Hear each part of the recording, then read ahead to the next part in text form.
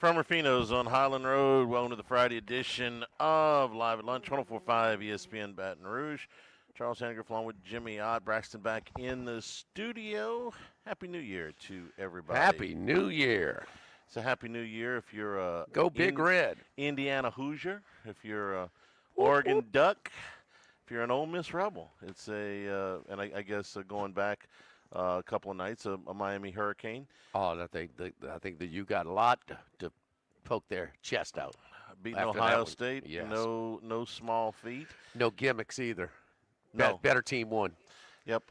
Yeah. Scouted it out. The pick six really just swung all of the momentum to Miami. I don't know about swinging. They were controlling it already. Oh no, they were leaving a few points on the board early. They got that touchdown. They finished that first touchdown drive, but I mean it's a case where, it's a case where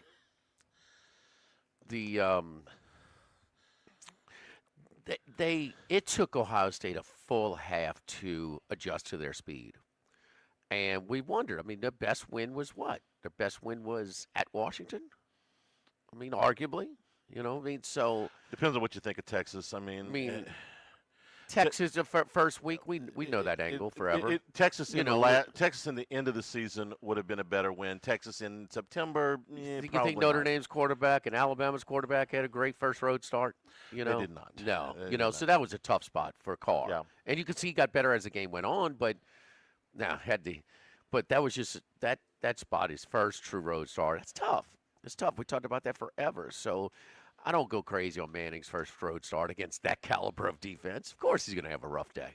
I mean, that's a tough day. They were not close to the number one team that we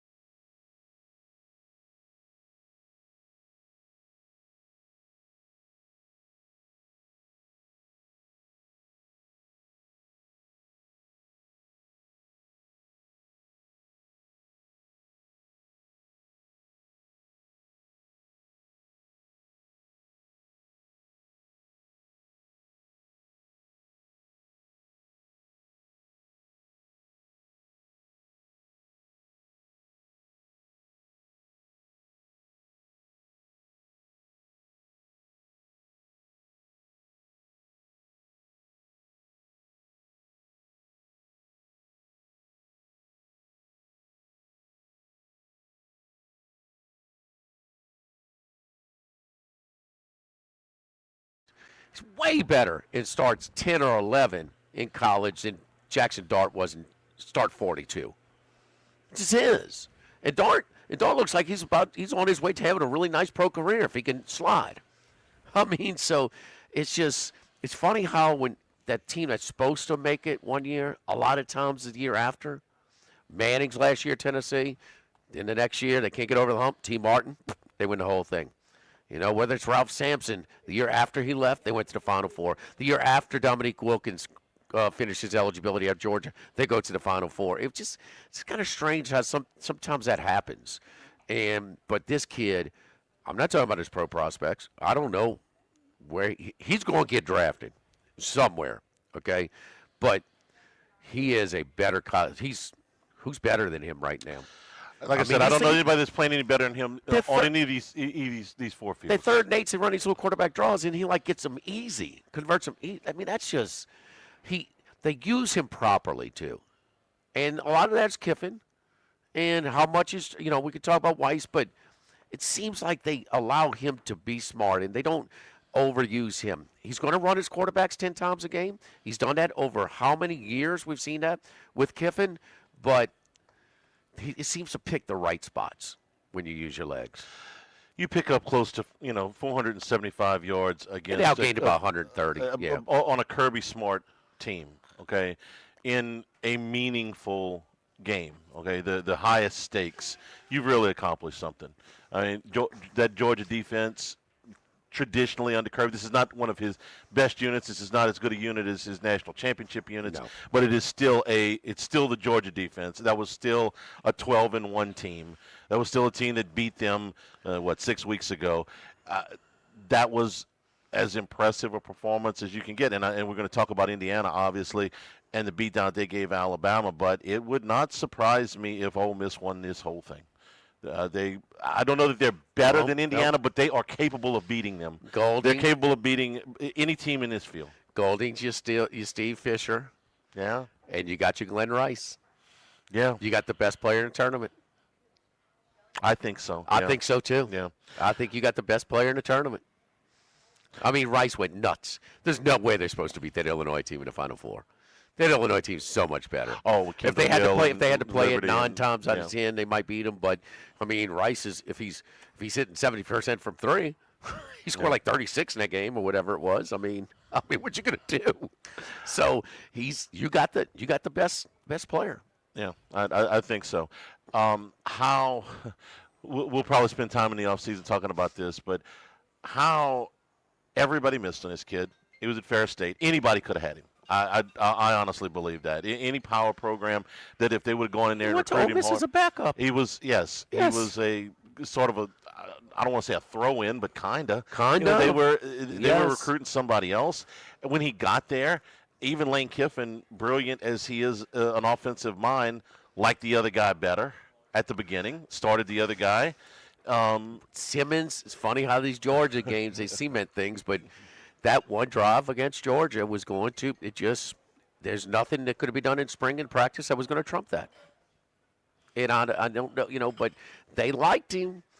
My contact, who's starting? Well, Simmons is dressing, but emergency only. But they really like him. But he's not starting for a reason, but they like him. That's all we heard. Very impressive. He's a great player. For Ole Miss last night. He's a great player. Could you tell the fan breakup 2-1? I couldn't. I mean, I was watching on TV. Right. I saw what you saw. I mean, they do a lot of close-ups on the crowd. I saw Carter, the AD, Keith Carter, catch the winning field goal. Is that right? He's behind the goalpost. Nice. Nice little capper of a month for him. Okay, so if Ole Miss and Georgia was the best game, and clearly it was, then the most dominant performance. We can split hairs here, Indiana or Oregon. Absolutely. Yesterday, the Oregon game was way worse than the score. Texas Tech and a top 5 offense in the country ran 3 plays inside of the 33-yard line. I'm stunned. 3 plays inside the 33-yard line, and that was it. They turned the ball over. We count on in our heads turnovers on downs as turnovers, even though they show up as turnovers in the box score. 7. Yeah. Okay. 4 actual turnovers and 3 more on downs. 7 times you turn the ball over if you're going to count those. And one of those after they ran the third play inside the 10-yard line, the only 3 plays they ran in the red area the whole game, they throw the interception, and Oregon just physically ragdolled them. It was more of a 48-3 game than the actual final score, and you could just tell that they weren't. I was with so much attention when Oregon has the ball against Texas Tech's defense, and that was fun to watch because that was really 2 good outfits. And the more I watch this more, man, when he comes out, he might be the number 1 pick. He might be, even Manning. I'm telling like he's got the Caleb Williams skill set. I mean, he can move and he can throw on the move, throw off platform, and he looked very comfortable on the big stage yesterday, and poised. I mean, and he's just getting into that 18 to 20, start range. So he's a little bit of a wild card. I want to say yes, he's inconsistent because he's got a fewer, but man, when he's right, Charlie, he can make some plays, man. If he came out this year, and I don't think he will, it seems he might be taken ahead of Mendoza. I think that you would have a real split in NFL teams that would take Mendoza or him. Yeah. And I love the kids, everything you said, and I love the intangibles, okay? I loved that drive at Iowa made a believer out of me because that was a hard spot. Terrible conditions, They really good defense. To that point. And game-winning drive, and he did it that day. So no, I'm a big. No, you grow up on that kind of drive, but I mean they left a lot of points on the board. I mean this should have been much worse. And Mendoza played flawlessly. Even Alabama didn't provide a whole lot of resistance. And I'm sorry, but Carson Beck made some plays. He made some plays. Some very didn't light up his stats board, but how many conversions? A lot with his arm. A couple with his feet. He played the position pretty well. And then so I heard people say he made plays and he managed the game. Well, actually, he made plays to build in that lead and to protect the lead. He managed it. So he shifted according to situation and situational approach, which is smart. Yeah. How's EJ's flash flood watching this morning? Flash flood watching Pasadena. I told you that. Indiana.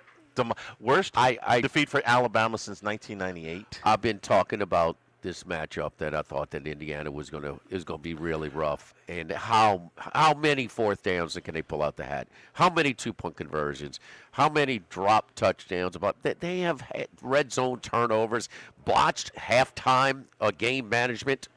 LSU. I mean, how many breaks are going to get? They're just another team right now. And people need to forget, even as experience, Paul Stone said something about Alabama getting 7. Well, would I tell Wes?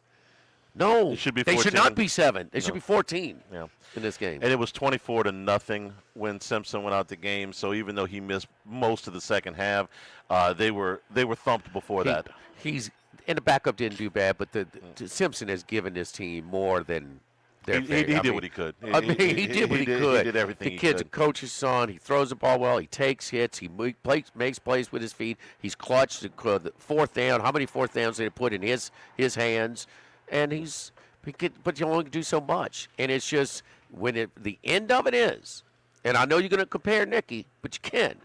They're not as physical up front as they were under DeBoer. DeBoer has a great feel for game management, not these trick plays, but he's always got plays on 4th down and 2-point conversions, but they are not prioritizing the physicality up front. We knew they couldn't run the football. That was a theme all year, but they couldn't stop the run yesterday either. Well, I mean, Indiana ran the ball 50 times yesterday. My son said, what do you mean? I said, son, you have to stop the run and run the ball before you can do anything else. Yeah. That's some things. A lot of things change, and they dress it, and they get to. But it's still football, and if you can run the ball and stop the run, and you know what? It really looked like they took their foot off the gas when they got up a couple of touchdowns, huh? They were pouring it on in the fourth. Do they have the killer instinct? Wore Alabama down and wore them out in that fourth quarter. Just the outcome had been decided, but you just keep cramming it down their throat. I mean, they ran the ball 50 times yesterday. It was not a time to middle. It was a time to pile on because this was only going to get worse. If you saw the you could see the air come out. We go, oh, no, we don't want to play this type of ball with these guys. And these guys are like, oh, we go lay it on as much as we can. The Heisman Trophy winner threw 3 touchdown passes, but he really wasn't the story. The story was up front of the game. There we go. Over here at Ruffino's today, our appetizer features today and all through the weekend. The seafood martini, jumbo lump crab, ravagoti, the poached shrimp, marinated crab claws with the crostinis, seared scallops. That's right, U10 diver scallops, truffle puree, toasted pine nuts. It's crispy prosciutto. The entree features surf and turf, a 16-ounce ribeye, tarragon butter poached lobster, and the andouille cornbread dressing. Suggested wine pairing is an Etude Cabernet. Baldwin from Napa had it last weekend. Really, really good. And our fresh kitchen of the day, seared red grouper with roasted butternut squash, shrimp scampi, capellini. Suggested wine pairing is a Pejus Chardonnay out of Napa. Live at Ruffino's, live at lunch, 104.5 ESPN Baton Rouge. Live at lunch.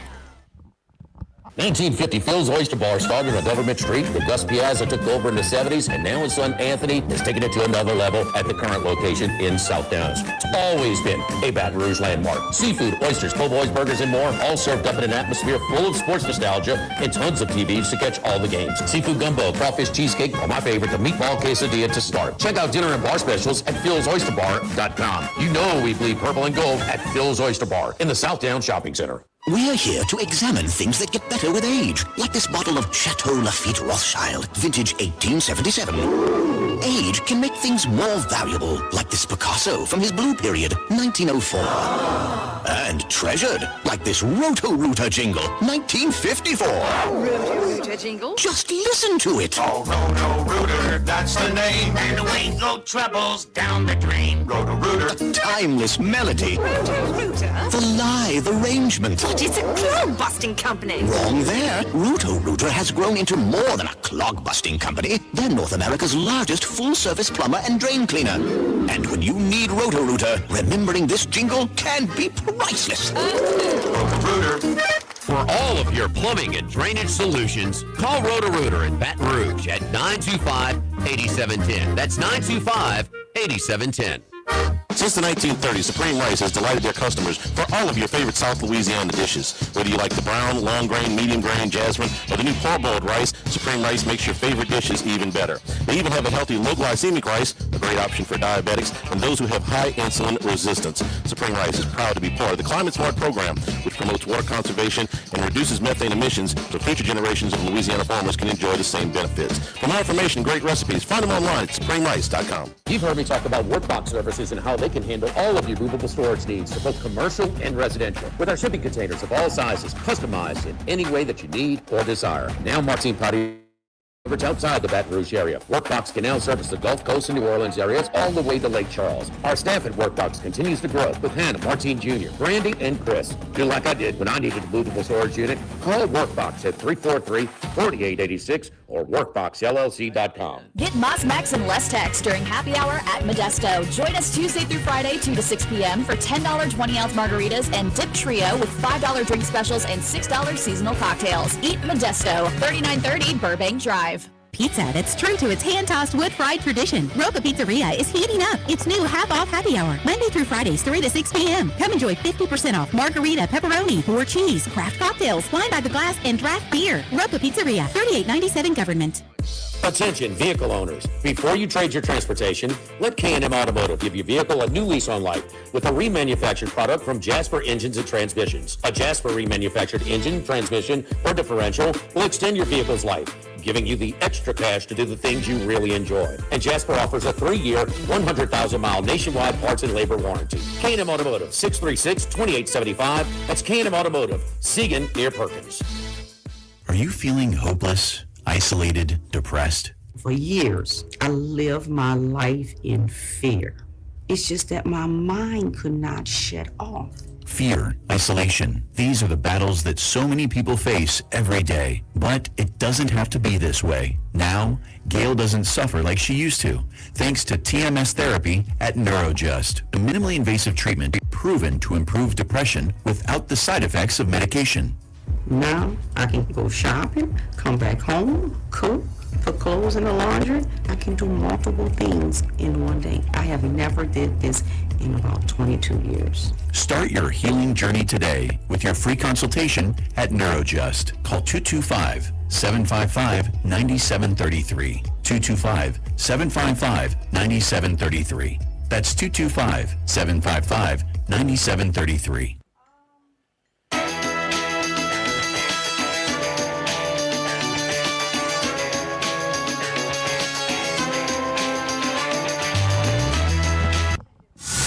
Live at lunch with Odd and Hanny from Ruffino's on Highland Road on 104.5 ESPN, Baton Rouge. All right, Pacific Beach. Chris, what's up, my man? Well, it's I got two, I lost two. I have these big futures on Bama, and as you guys were saying, it was just a complete and utter beatdown. And I was jumping in. Like you said, it wasn't a game to middle. No. You could tell that the Bama defense had completely quit. They did not even try to attempt to tackle. I think on three straight drives, the drive before the half, and then the first two drives of the second, you could just see it. So, I kept laying at 24, 28.5, 34.5. Luckily got out of the game okay, but the big Bama future went by the wayside. But and to your point, like you were saying to your son, you got to be strong in the trenches. I'm not sure what's going on. I know DeBoer is obviously a decent coach. The guy's won at lower level. He won at Washington, went to the national championship game. But Ryan Grubb, just terrible. And this offensive line coach, Napolovich, or whatever how you pronounce his name, that unit, they have monsters on the front there. How have they not improved at all the whole year? To only rush the ball for 23 yards when the whole country is telling you can't rush the ball, and you have 2 weeks to get ready for the game, you run it for 23 yards? It's mind-blowing to me. The coaching staff, how good Cignetti is versus how the staff for Alabama. That's the main takeaway for me. I'm not sure if the board's, good or bad. He seems like he's over his head a little bit. But the staff at Alabama is just not what it used to be. These guys are just well over their head, and just Cignetti. Well, I think, and like you said, this kept pouring it on. I think it starts at the top, though. How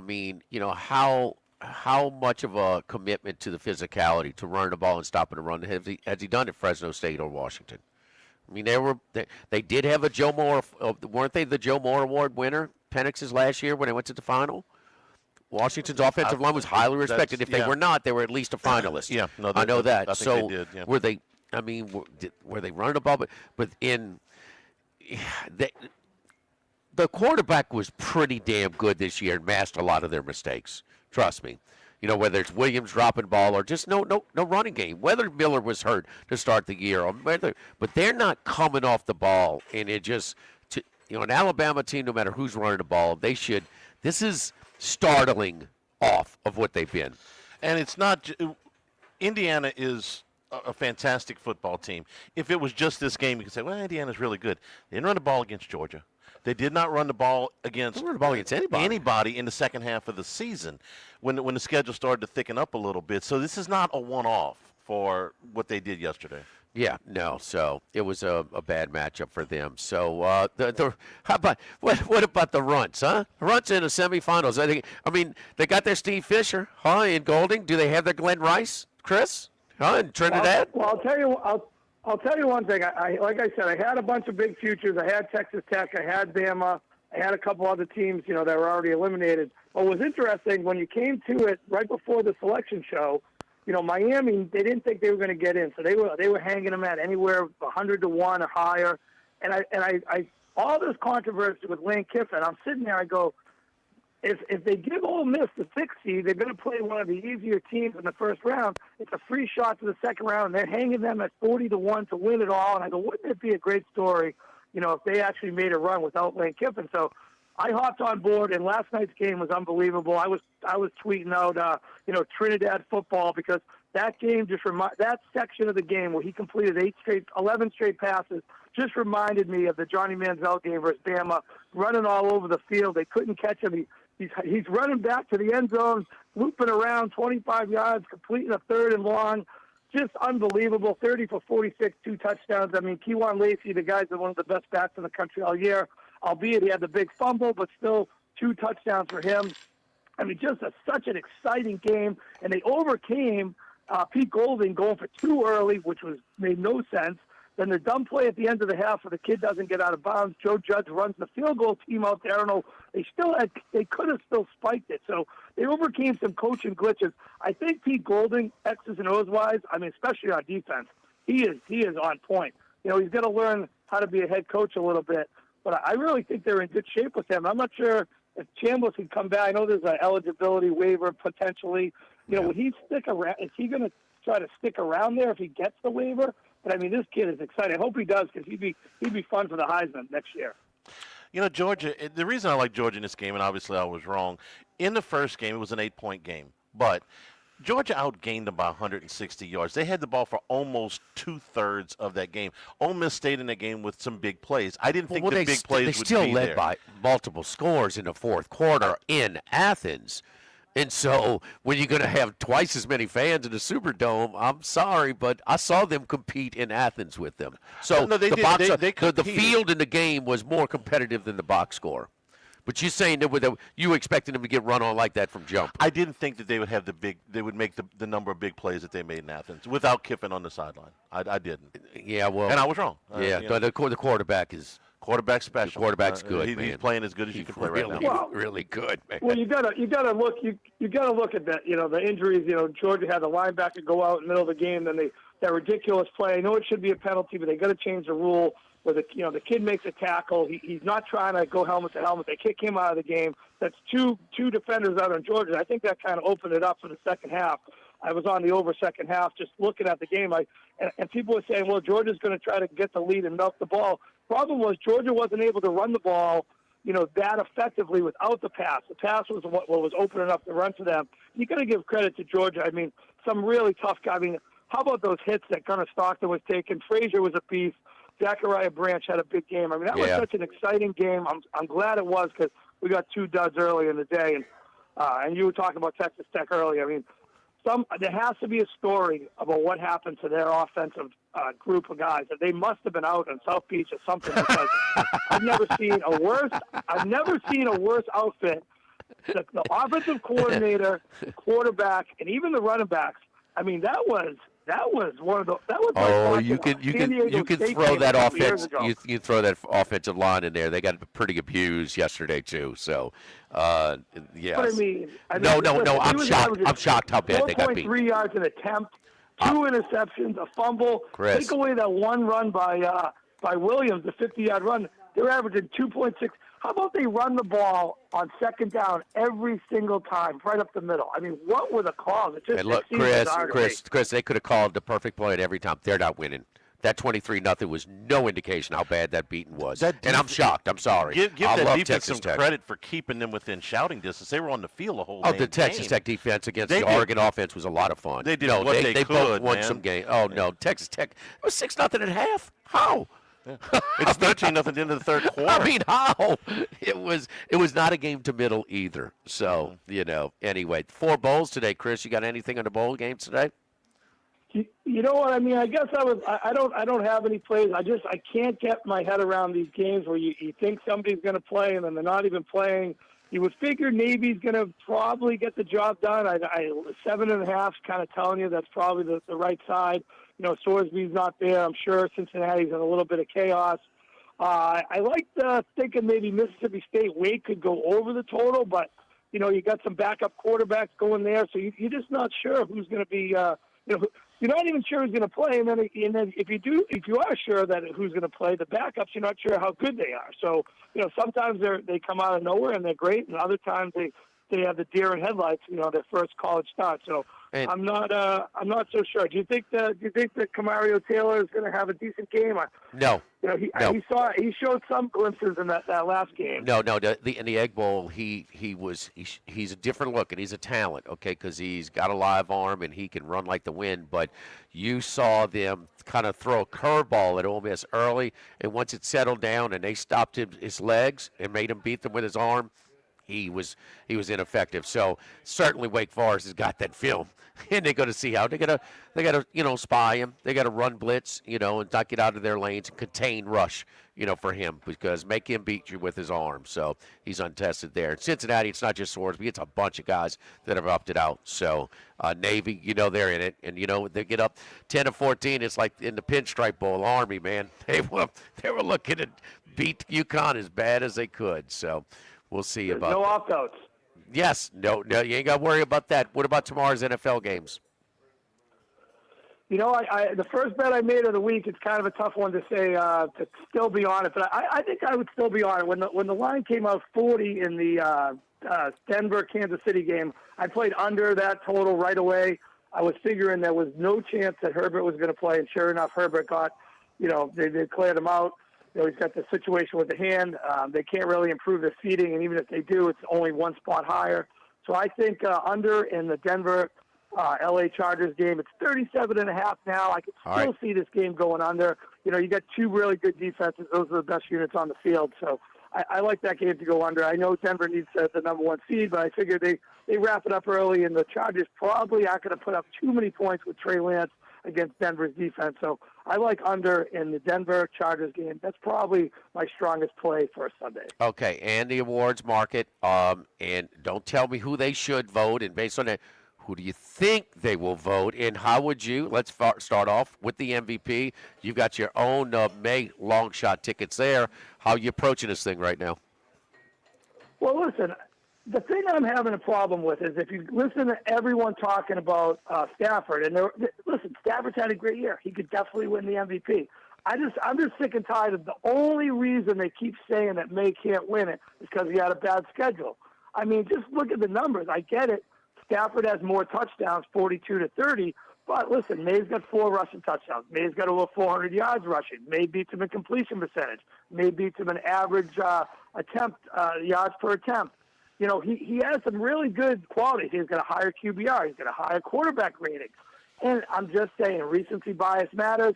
Big games on Monday Night Football matter. And everyone saw that Stafford looked kind of lost the other night. And, hey, common opponents matter too. Patriots are 6-0. The Rams were 4-2. And you did exactly opposite what I asked you. You did exactly opposite what I asked you. Asked you to. What are you doing with this now that you got a long shot and you got Stafford at a plus price? Are you going to hedge? Listen, I do complete transparency. I have Drake May at 95-1 from the first week in October, but I'm not an idiot. I've been playing Stafford all the way through. I have 3 MVP bets. Oh, so you? I bet. First bet I made was Baker Mayfield, that big number. That looked good for a while, crashed out. Then I bet Drake May, and I've been betting Stafford all the way through. So right now, I can't lose. Obviously, it'd be better if May won. Okay, so you've even hedged at a more expensive price. All right, we're going to move on real quick. Offensive Rookie of the Year, if we have Tyler Shuck tickets, what are you doing? Well, I have Shuck at 250-1. I can only get $40 on it, so it pays $10,000. I bet McMillan this week, even though I don't think he's the rightful favorite. I've spread around a little bit on Henderson. If he could have a big game, it's really just a terrible year for Offensive Rookie of the Year. No one really wants the award. I'm not sure they can give it a dot at 3 wins. So, you got. I've talked to a couple people on that this week of ways to spread it around if you don't have anyone else. Hopefully, you have somebody else at big number beforehand, but then you could just take your other guys and hope for the best. But Shuck. I think Shuck could have a big game. The problem is Olave's out. Maybe that helps him. Maybe that hurts him. Probably hurts him. Oh, that hurts him. If he has a big game without Olave, maybe they give him the award. No, he's his main guy. And if you had Vrabel Coach of the Year tickets, if Shanahan, will he leapfrog him if he wins a high-profile game Saturday night? I don't think so, just because there's so many media members in Boston that seem to have votes on this, and it seems like everyone seems to love Vrabel too. And it's such a ridiculous turnaround. I mean, they were getting the number 1 draft pick. And, hey, they've had injuries too. Will Campbell's been out. Jared Wilson's been out. They've lost Booty. They've lost Diggs. They've had Stevenson out. They've had Henderson out. I understand the Niners have had a lot of guys out too, but Salah's been the defensive coordinator there. He's going to get some credit for that, not as much as Shanahan. I think just everyone loves Vrabel. And if they win on Sunday, I don't think they're going to steal it from Vrabel. He's been the favorite the whole year. He's going to continue to be the favorite. I think he's going to get the job done. And as I mentioned earlier this week, he was at -125, -118. I thought that was very cheap to get that, because I don't think they're going to lose to Miami on Sunday. I do think if Shanahan wins, I've seen how they've just these extreme shifts in the odds based on the teams winning for these individual awards. I think if they win on Saturday night, we'll wake up and he will be the favorite going into Sunday. Just my guess. So we will see. We'll talk to you Sunday, man. We'll on Football Sunday, get your best bets. All right, thanks, guys. Good luck All right, today. yes, indeed. Don't forget our friends at Legacy Title, Chad Reynolds and Legacy Title for all of your real estate closings. Ashley Donald, Adrian Galata, Michael Platt, Mariana Haynes, Natalie and Bradford Smith. Buying, building, refinancing. Nobody choose but you. Choose Chad Reynolds, Legacy Title, 296-0060. Live at Ruffino's, live at lunch, 104.5 ESPN Baton Rouge. Live at lunch. The Pierre Part Store, and now the Thibodeau Store, your local experts in construction supplies. You know they can handle your contractor supplies for all jobs, big and small. The extensive selection of plumbing, electrical, and hardware supplies are endless, and they can even deliver it to your job site. If you need lumber, no problem. Available for pickup and delivery from Pierre Part. Top-notch tools and expert advice, it's local service. From the Thibodeau Store, 900 St. Patrick Highway in Thibodeau, and online at ThibodeauStore.com. Baton Rouge, get ready for a fiesta of flavor. Whether you're craving sizzling fajitas, cheesy enchiladas, or the best margaritas in town, Las Palmas Mexican Grill and Rio Cantina Mexican Grill have you covered. Bring the family, bring your friends, and bring your appetite. From fresh guacamole to mouth-watering tacos that hit just right, it's not just a dinner, it's a celebration. So why wait? Tonight, make it Las Palmas or make it Rio Cantina, two local favorites serving up authentic Mexican taste right here in Baton Rouge. Las Palmas Mexican Grill and Rio Cantina Mexican Grill, where every night's a fiesta. When it comes to celebrating life, there's no better place than Ruffino's. With locations in Baton Rouge and Lafayette, Ruffino's is a steak, seafood, and Italian-inspired restaurant that focuses on the celebration of life, regardless of the occasion. Whether it's the food they serve or the service they provide, their goal is to ensure a remarkable experience for their guests that is always remembered. To view our menu, visit ruffinosrestaurant.com. Ruffino's, where Louisiana comes to celebrate life. This is Charles Henniger for Home Bank. If you're tired of the impersonal, one-size-fits-all style of banking, you deserve a bank that delivers exceptional service and personalized attention to your needs. That's the Home Bank standard. Since 1908, Home Bank has been a trusted financial partner for your businesses and families because they go the extra mile to help you reach your goals. See for yourself why Home Bank is good for business and good for life. Stop by any South Louisiana, Houston, or Natchez area location or find out more at home24bank.com. Home Bank, member FDIC. Let Sammy's Grill do the cooking for your holiday feast. Fried or rotisserie turkeys with all the traditional sides. Pepperjack, crawfish, cornbread dressing, green bean casserole, mashed potatoes, boudin rice dressing, mac and cheese, and more. And for dessert, white chocolate bread pudding or pecan pie. Order a la carte or bundle up with our turkey feast that feeds 8 to 10 people. Call or stop by either the Highland Road or Prairieville locations to place your order today. Orders must be made 48 hours prior to pickup. Let Sammy's Grill do all the cooking for you this holiday season. This is Charles Henniger for Total Maintenance. For AC and heating, generators, electricity, plumbing, and more, Total Maintenance is your one-stop sales and service shop for all these needs. One of South Louisiana's oldest and largest AC and heating companies. Since 1980, their slogan has been service today, every day, so no one ever has to go to sleep hot. An authorized dealer for Carrier, American Standard, Daikin, and Rheem AC units, for Generac and Cummins generators as well. And now, for all of your electrical and plumbing needs, in Baton Rouge, call 480-1000. In New Orleans, 841-3300. Service today, every day. Total Maintenance. Do you know what you would do if you were in a car wreck? It's easy to panic when you or someone you care about is hurt in an accident. Who will pay the medical bills? Who will pay the car repair? Who will deal with the insurance companies for you? Protect your rights. You need someone you can trust. Call the law offices of O.C. Brown at 343-1111. The law offices of O.C. Brown will handle everything for you. 343-1111 or online at ocbrown.com. We want to be your law firm for a lifetime. Tigers, Saints, Southeastern Conference. All in one place. LouisianaSports.net. No paywalls, no article limits. It's just the coverage the Louisiana sports fans want. Bookmark it today. LouisianaSports.net. College football talk all year long on the Chuck Oliver Show. Weeknights at 6 on 104.5 ESPN Baton Rouge.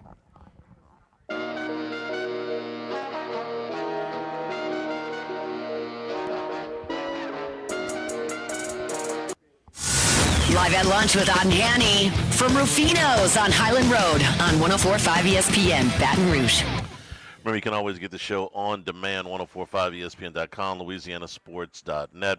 That includes a Handycast on YouTube as well.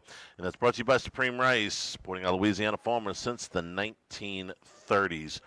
So after the Ole Miss and Georgia game last night, the LSU assistants who are still coaching at Ole Miss, I'm told, were in the building for the opening this morning. Transfer portal, of course, opens today. That includes Charlie Weiss, as well as Kevin Smith, Joe Cox, George McDonald, etc. Ross Dellinger from Yahoo, who we obviously know very well, suggesting that, maybe someone won't be going back. None of that's done yet, but ESPN says that an Ole Miss source tells him there might be some fireworks. We always knew that might be a possibility. This is not – we've talked about the awkwardness of this situation since Kiffin got the job. I'm sure both schools would rather that they had their full-time coaches full-time. I'm sure Ole Miss would rather those coaches be in the building game planning from Miami, and I'm sure LSU would rather that Ole Miss had lost last night, so there wouldn't be any ambiguity to it. But that's what it is. And like you said during the break, Jimmy, is it the perfect situation? No. Is it the end of the world? No. And Ole Miss will take this. They just won the biggest game in the modern day history. Yeah. You know? So this is not how anybody would have drawn it up, but it's working for them. LSU will make it work. Those guys are in the building today. Transfer portal's opening, and we go on. It's like I said, awkward. I guess is we still using that word? Awkward? Is that? I mean, that's the dynamic duo didn't go to the game though. I don't know if the governor went or not. I know Kiffin didn't go. He was at the women's basketball game last night. Walked out with Kim Mulkey. They did the little hands raised thing, and obviously got the big ovation there. LSU lost for the first time last night, so he didn't go. I don't know why he decided not to go. Whatever.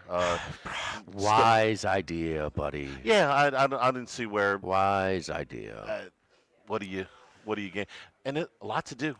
Getting ready for the portal to open. So he stuck around back in Baton Rouge. Yeah. Went to the women's basketball game. Good crowd. Good crowd last night. They did? They lost. It was a real good crowd. Yeah, they're soft scheduled in preparing for conference play, huh? That's it or not. I heard that somewhere. Yeah, I don't know. I heard did. that. That can do that to you when you think Kentucky's a little bit better than most of the teams they played. Everybody but Duke probably, and maybe Duke too. They got crushed on the boards last night. They got beat by 16. Kate Koval, the starting center, was in foul trouble the whole night. She only played 17 minutes, so they got beat on the boards pretty good. Mulkey after the game said, "I was surprised at how badly we got beat on the glass." Yeah. I was watching the football game. I didn't see it other than the last shot that Kentucky hit. Kind of a little step back three. So yeah, that's what's going on. So what do you think of fireworks and the staff? I'm going to get a little pressure, like to pack up and leave? Leave Oxford? I'm really Ole Miss all the LSU assistants are going over like Frank. He's already on sidelines. They're over there. Yeah. Right? They're done. Frank was there last night. Austin Thomas was there. So the only people night. that are compromised are, I guess the people here working a portal. They could be working over there, breaking down film in Miami. Yeah. I can't imagine that Ole Miss doesn't want them back next week. I mean, they're 6 days away. This game's Thursday. This game's next Thursday? Thursday, yeah. I mean, it's not like it's a 2-week gap or No, anything. no, that's a week. You're in the game week already. You're 6 days from today. You're right. So I can't imagine. Look, in for a penny, in for a pound. This has been awkward the whole way. I want what's best for LSU, but I mean, I can't really say don't go finish it. I mean, you come this far, go do what you got to do. They've had a plan in place for this. Like I said, it's not perfect for anybody. Everybody's had to compromise some, so it is what it is. I thought Georgia would win the game last night. We wouldn't be dealing with this today, but it's something they gotta navigate through for at least another week, maybe 2. Ole Miss can win next week. 3-point underdog. Yes, Ole Miss can win. Yes. I was a little bit surprised. I thought they actually might open a small favorite over Miami. No. As I wasn't surprised that Ole Miss could play with, and it was basically a 50-50 game. And no. They outgained him 130 yards. They overcame a defensive touchdown with scoop and score. Those are hard to when you're the dog. Yeah. You know, when you're the dog. But they weren't the dog last night because they got the best player on the field. That's painfully obvious. As much as Stockton has improved, he ain't Chambliss. It's not close. You know, Georgia's better up front. Okay, Miami is too. But you got the best player on the field. That will be the way that Miami defense played against Ohio State. To watch them against Chambliss, I can't wait. Give me my popcorn. Yeah, maybe you're more impressed because, but this Ohio State offense has really not been tested, and the kid, he had seen speed like that up front over most of their season this year. There's nothing that what he saw in the Big Ten schedule that prepared him for this game. Maybe Texas was the closest thing personnel defensively in that opener, and they didn't do much that game. So it was a little bit of, but for Miami to be clearly the best, not for Miami to win. Miami to be clearly the best surprised me. Well, we saw the way they handled Ohio State. No, that surprised me. Not in the regular season, but wouldn't you say Indiana's defense is comparable to Miami's? Oh yeah. Okay, so that's a Big Ten championship. Yeah, they're stylistically different, but they throttled them in that. But Ohio State, Indiana, Miami, but Miami went through some lapses. You know, they would go through the these. SMU game in particular. Jennings lit him up. Jennings lit him up in that game. The excuse was that Ohio State had emptied the tank on Michigan because they wanted to win that game for the first time in however many days. And that the game, yes, it was a Big Ten championship, but it was not going to affect their seeding. I don't think Ohio.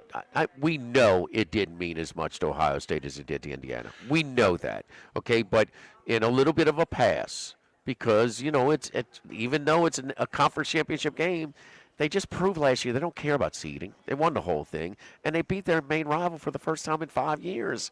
No, they played 1 week after that. That was a little bit of an emotional letdown spot. And Indiana is wanting a piece of that championship, and guess what? To them, still going to Rose Bowl, the next step, is a big deal. So all of that, man, and beating Ohio State, having a chance to beat them, and it took everything they could to beat them, that last drive. But the way Miami controlled Ohio State was okay. Beck making some plays didn't. I've seen him. You just hope. You just hope you get the good Beck on that day. And don't you think he was pretty good? I thought he was fine. I mean, he picked his spots when he wanted to make his plays. Those 2 conversion downs early to Daniels, the play he made with his legs on third down, there were 5 or 10 on third down. And let's face it, Ohio State, their third down defense stoppage is way higher than 50%. Yeah, I got it. And that offensive line, I think I got this right. All 5 of them were on one of the all-conference teams. Indiana? No, Ohio State. Yeah. No, yeah. I mean, yeah. They just, I mean, we still thought they had the best roster. There was nobody that had anybody higher power rated than Ohio State, even after Indiana beat them. No handicapper had anybody power rated higher than Ohio State. No odds maker. And part of it's carryover. They're the national champs. And we thought they had the best. Before this weekend, you thought they had the best roster? Yeah, I did. What do you think now? It's hard to say that now. Miami really gave them fits, bro. All 5 of them at least got an honorable mention. Okay, so they didn't have any gaps on that offensive line. They're way better up front. He built this thing at the line of scrimmage, but they're way better than the team that got pushed around by Notre Dame last year. And Miami worked them. We'll take a time out. Don't forget our friends at United Community Bank, the local way to bank big, with locations from Baton Rouge to Golden Meadow, including their newest branch at Burbank and Blue Bond. I've got a CD over there with my friends at United Community Bank. You know, running a business can be difficult enough without the right relationship with your bank. With United Community Bank's local business bankers, you're not just a number, your partner. Contact Heath Meir, Nicole Glover, Hunter Creed, David Campbell, David Henry, Apprentice Wilkes, and see how we can help your business today. United Community Bank, member FDIC, equal housing lender. Live at Ruffino's Live at Lunch, 104.5 ESPN Baton Rouge. Live at lunch.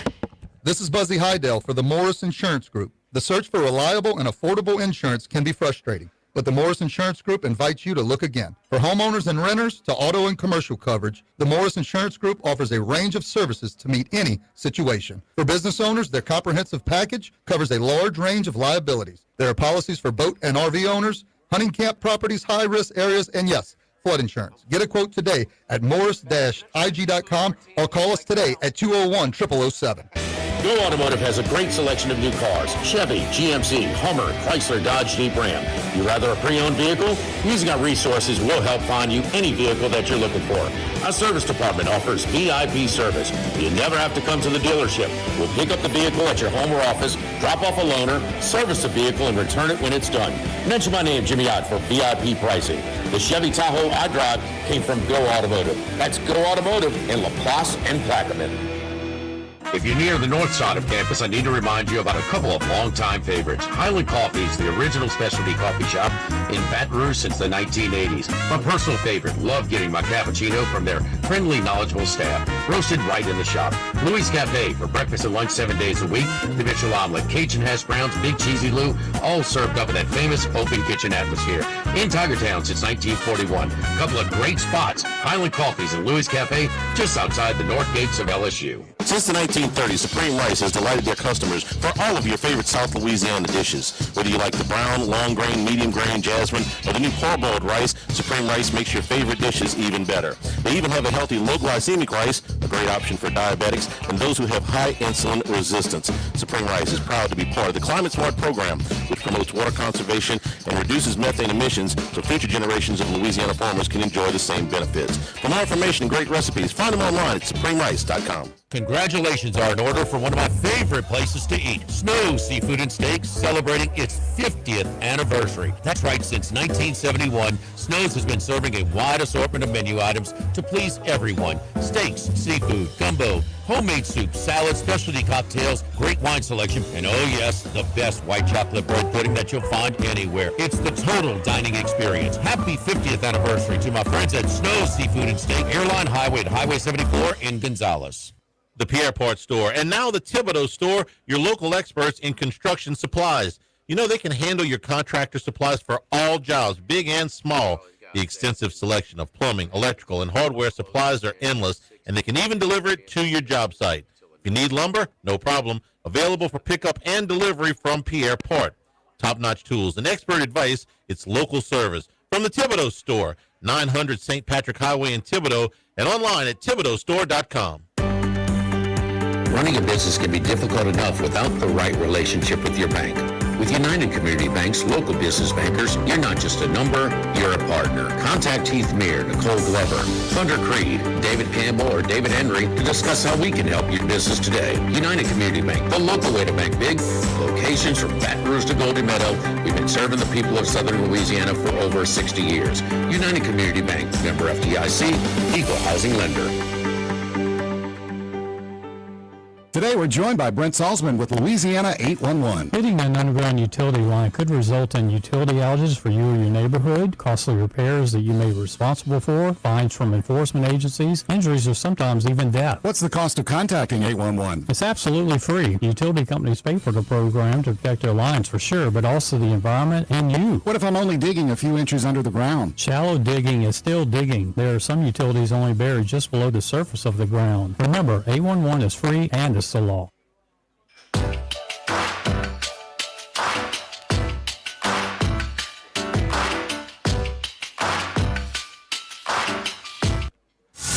Live at lunch with Odd and Hanny from Ruffino's on Highland Road on 104.5 ESPN, Baton Rouge. If you are watching the finale for the Saints this weekend, Jimmy said earlier they're going to be without Chris Olave. Jimmy, the last 3 games, he has really come on. 24 catches, 352 yards in those games and 4 touchdowns. That's against Carolina, the Jets, and Tennessee. They found a blood clot in his lung, which sounds very scary, but they found it. He's okay. Not going to play Sunday, but he's okay overall. Mm-hmm. But he the second half of the season, well, since Tyler Shuck came in, his usage his production, I should say, because they targeted him plenty. Rattler had double-digit targets to him in 6 out of 8 games. So it's not like they weren't going in that direction. But his total yards, his yards per catch, touchdown, everything started to go Shuck's up. better. Shuck's a lot better. Yeah. Shuck is a lot better. But he'll have to do it without his number 1 receiver. And on Sunday. they have developed some chemistry. There's no question. Yeah. No, he's going to be missed. We will take a break. When we come back, Bruce Marshall will be with us to start out hour number 2. College football starting here in a few minutes. Rice and Texas State kicking off what will be 4 games on the slate today. Live at Ruffino's, live at lunch, 104.5 ESPN Baton Rouge.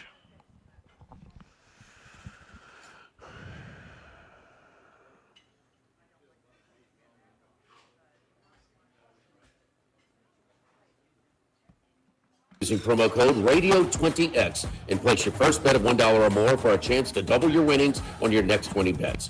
Open to new users in Louisiana who are 21 or older. Licensed through Horseshoe Bossier City and Caesars New Orleans. Max bet of $25 for boosted winnings. Max additional winnings, $2,500 per bet. Profit boost tokens expire 14 days after receipt. If you or someone you know has a gambling problem, call 1-800-GAMBLER. 1950, Phil's Oyster Bar started on Government Street. Then Gus Piazza took over in the 70s, and now his son Anthony is taking it to another level at the current location in South Downs. It's always been a Baton Rouge landmark. Seafood, oysters, po' boys, burgers, and more, all served up in an atmosphere full of sports nostalgia and tons of TVs to catch all the games. Seafood gumbo, crawfish cheesecake, or my favorite, the meatball quesadilla to start. Check out dinner and bar specials at philsoysterbar.com. You know we bleed purple and gold at Phil's Oyster Bar in the South Downs Shopping Center. This is Charles Hanniger for Coastal Capital Advisors. When it comes to retirement, no two situations are alike, so Coastal Capital Advisors will tailor a plan for your family's needs no matter your age or your financial situation. The bottom line is Coastal Capital Advisors will work with you and build a lifetime relationship. I know, because they work for me. For more information, contact Philip Fontenot and his staff at 337-981-1376 or online at coastalcapitaladv.com. Advisory services provided by New Age Advisors, LLC, doing business as Coastal Capital Advisors as a registered investment advisor. Securities offered through New Age Securities, Inc., member FINRA, SIPC.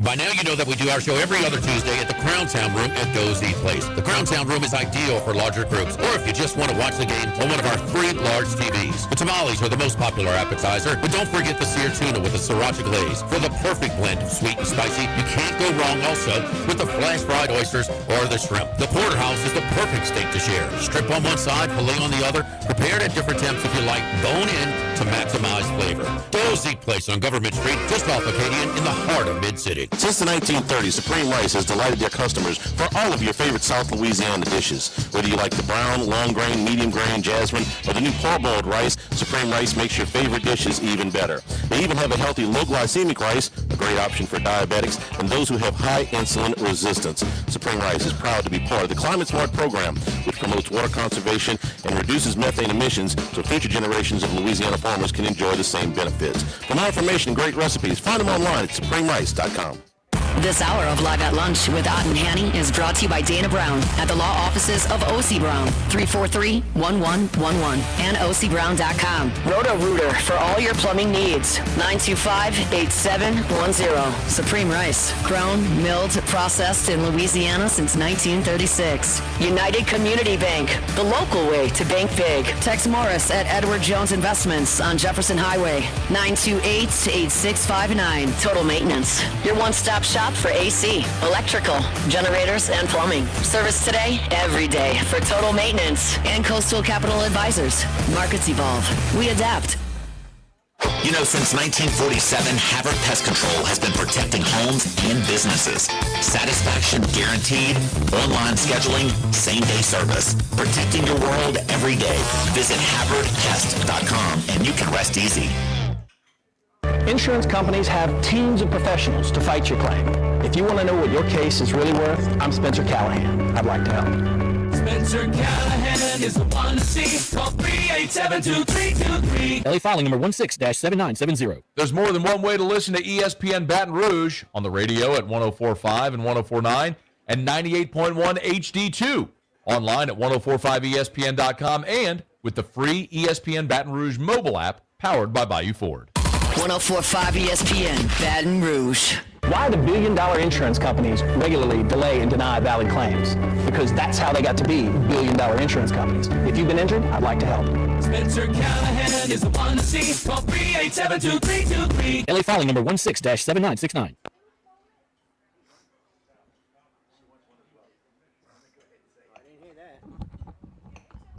Yeah.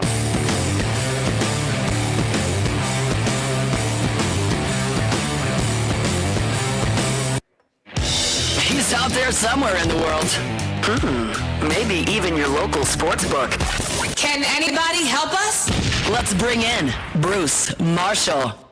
And return here at Ruffino's, the seafood martini delivered to us here during the break. Yes, nice. Jumbo lump crab with poached shrimp, marinated crab claws, and croissants. Seared scallops also on the menu today. And the surf and turf, your entree featured today, 16-ounce ribeye with the butter poached lobster and andouille cornbread. Seared red grouper also on the menu today. Brucey, how you doing, buddy? Well, I just had a sesame seed bagel for breakfast. How about that? So I wish I could be. Hey, one note I wanted to pass along really quick, important this week. This is NFL regarding, but week one matters. And I know we're here at the end of the season now, but look back to week one. There are two games in week one that continue to resonate. I know you know one of them. That was San Francisco beating Seattle. Now, that is set up now because San Francisco won that game. They're in position if they can win on Saturday night, they will win the tiebreaker. But here's the other one. The Raiders, if you can believe it, beat the Patriots in week one. Right. Hard to believe, but they did. That is now the tiebreaker, which has Denver ahead of New England on the tiebreaker, because in that they got down to common opponents, and they had the Jets and the Bengals, and they both beat them. Then they got to the Raiders. Denver beat the Raiders twice. The Patriots lost. The Raiders are the reason Denver actually has the tiebreaker over New England, and that all comes back to week one. So anyway, I thought that was very, very intriguing about this season. Gino had a monster day that day. I mean, there was, you could tell, Yeah, Bruce, you were out there, the optimism was high at that point, because I want to say he threw for just under 400 yards or something like that. Basically won by 10. New England kicked a field goal with like 30 seconds to go to make the final score 20-13. So the Patriots never had the ball in the fourth quarter in a one-possession game. So it was kind of a comfortable beating for them. 362 for Gino that day. Yeah, I mean, if they played that again, huh, Brucey? What would the spread be on that one, huh? At 16 or something like that? I mean, 18 maybe? Oh, it'll be way over 2 touchdowns today. Yeah, but you're right. It wasn't even regarded as that much of an upset back in week one, but that just shows how things can change over the course of the season. I think maybe 3.5 point favorites. You know, the Patriots went off. Yeah. Went off. I'll find it to be exact, but yeah, it wasn't much. Brucey, do you pay attention to any of the awards markets? And we got several that we're tied into this year. That's why we ask a little bit more than usual. But whether it really paying close attention to them as I have, the team wins, the individual or the coach really shoots up. It's almost like an overreaction. And when Matthew Stafford went from minus $3, minus $4 to win it to plus $5, it has calmed down a little bit and shown that it's been a little bit of an overreaction.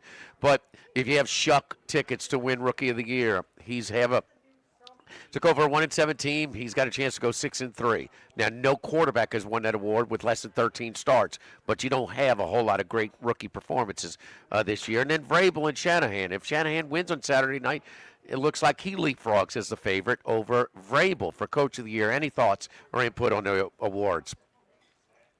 No, you're right, Jimmy. 1 week late in the season can really alter that stuff. And I thought that, the MVP market is really illustrative of that, because Stafford had that, the bad game Monday night against the Falcons, and Drake May keeps rolling along here. So it's just the function of the way that market works. And at the end of the season, you see more of those.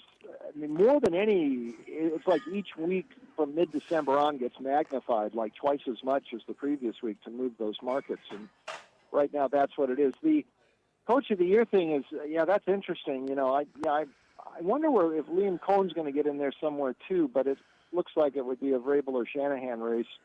That one looks a little tougher to call, but Drake May looks like he's the man, and Schuff, I can see that. I mean, you're right. It's not a huge pool of rookies this year who have exceeded, but a month ago you wouldn't have even put Schuff in that conversation, and here he is winning all these games in December.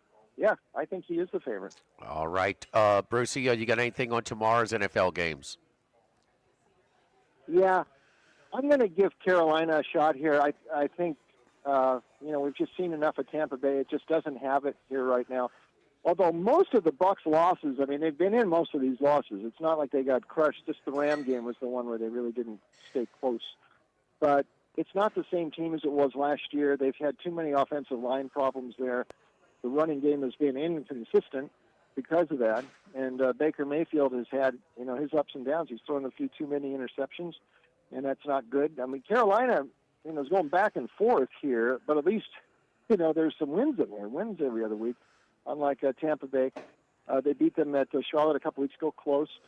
But at this stage, I'm really reluctant to give Tampa Bay a shot, and that doesn't necessarily even give Tampa Bay the South. They need to wait for the Saints maybe to beat the Falcons on Sunday if that happens. I'm going to ride Carolina in that one, and I'm going to give San Francisco a shot tomorrow night, even though that might not look like the 49ers. They're going to wear a garish, all-black uniform with these saloon-style numbers. It's not going to even look like the 49ers, but it will be them. We talked about them last week and how on the Sunday show and how Purdy has been so hot. He looks as good as any quarterback in the league right now. I mean, he's got MVP for him. He's not going to win it because he's only played the last half of the season, but he looks really good. They'll get Kittle back probably on tomorrow night. And here is right where Sam Darnold last year, where it veered off course for him. That Minnesota-Detroit game last year at the end, we talked about that a few weeks ago. That started Darnold's downfall there, terrible game, and then it continued into the wild card round against the Rams, and they played that game down in Phoenix. I still don't know about Darnold in the big game. He's throwing too many picks for my taste. I know Seattle is really good, but San Francisco's got something going now, so I'm going to give the Niners a shot tomorrow night. Back on the Bucs for a second. 6-2 in the first 8 games of the season. 1-7 in the second 8 games of the season. They're leaking oil. Yeah, no doubt about it. No doubt about it. Hey, Brucey, your thoughts on the playoff games in college, the 4 playoff games? I know the seeding was a little bit awkward. They tuned that up, but still same result. Teams coming off a bye, 0-4 last year, 1-3 straight up this year. So 1-7 for the team. Only 1-1 coming off the bye. Indiana in the Rose Bowl. Yeah, that satellite you see might be Wes Reynolds circling the Earth right now because he's up into orbit now, as you can imagine. He's up in orbit. Right, he's up in. He got a little 2-seater with him and Brett Norsworthy, huh? Yeah, that's right, Brett too, with the Ole Miss. Yeah, you're right. I mean, the bye thing does not seem to be working. Last year, a little more excuse because Boise and Arizona State were both double-digit dogs in the second round, but this year, I mean, certainly, Texas Tech and Ohio State. The other thing was, these coaches even talked about it beforehand, and Spagnetti did too, and that was the one side that won yesterday, and handily so. What an impressive game for Indiana! But even he was saying the practices weren't sharp, and he didn't like the 3.5-week break. He was kind of vocal about it, but they seem to perform, quite well. But you're right. This might add further fuel to this expanding the playoff thing, which I'm sure is going to come. I'm just not sure it's going to come next year, but they'll get to 16 soon enough, and then you won't have any buys in the first round. But you're right. It certainly helped through again. That's the second straight year. And to move the schedule up a week into August, and to move these playoff games back into the beginning part of December and have the season end on January 1st. I don't know if it's just me. It feels like that is picking up some steam as we watch these teams try to navigate the transfer portal, which is starting today, along with playoff games, potentially a national championship team that's dealing with portal, transactions in the week that they're preparing for the national championship game. Could you imagine an NFL team preparing for free agency the week of the Super Bowl? Getting the calendar back in line feels like I think it's picking up a little steam. Yeah, there's no doubt. Miami's 3 over Ole Miss, and Indiana's 4 over Oregon. What you think, Bruce? Early impressions. Well, on the second one there's another angle here aside from the bye in the first round, so we don't have to worry about that now. But it's the rematches from the regular season in back to conference championship week and last night, or in the last 2 days here with the playoff. That's now 6-2 going with the teams that have lost the first meeting, and then they get them in the rematch. So in that regard, do you like Oregon in that spot? I'm still formulating this, but I'll tell you what, that defense yesterday, they absolutely manhandled Texas Tech. Absolutely manhandled them. And the way you got to stop Indiana, I know how good Mendoza is, but this is still a run-first offense. And you could sort of see by the end of the first quarter, early second quarter, they were chopping 5-6 yards on first down against Alabama, and it just opened everything up. There were a few games this year they didn't run that well. The Penn State game, they had trouble. They certainly had trouble against Iowa running it. Didn't even run that well against Oregon the first time. So it ain't going to be that easy for Indiana in the rematch. So I'm almost thinking Oregon might be worth a look. I'm still trying to figure out that other game because I admit to being surprised by the results in both. More surprised, obviously, by Miami. And, you're starting to get that Steve Fisher, Bill Frieder feel with Ole Miss right now. And Chambliss, how you talk about stepping up into the spotlight like he did last night. He was absolutely magnificent, and his ability to escape and create plays and improvise in the pocket. I mean, that is really something.